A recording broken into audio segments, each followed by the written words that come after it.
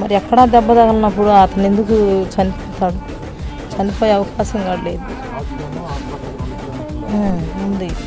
మరి ఒక్కరా దెబ్బకే చనిపోడు, ఏదో అంబులెన్స్లో జరిగిందని మాకు అనుమానం.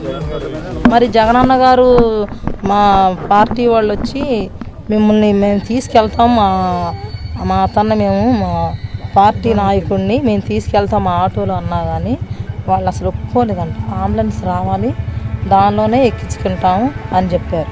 మరి ఈలోపు ఆలస్యం అయ్యేలేకి ఇదయిందో మరి ఎట్లన్నా కానీ అంబులెన్స్లోనే ఇదయిందండి. నేను చూస్తున్న ఇప్పుడు కూడా ఇంకా ఆటలాడుతున్నారు.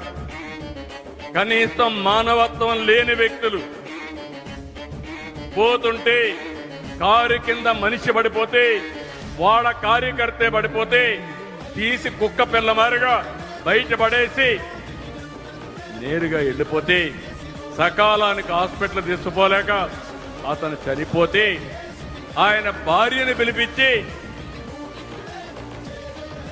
యాజ్ యూజువల్ మేనేజ్ చేసి మా ఆయనకు కారు కింద పడితే ఏమీ కాలేదు, అంబులెన్స్ లో తీసుకపోతే ఏదో అయిపోయిందని చెప్పి పరిస్థితి వచ్చారంటే ఈ నేరస్తుల్ని ఏమనాల తమ్ముళ్ళు అని మిమ్మల్ని అడుగు.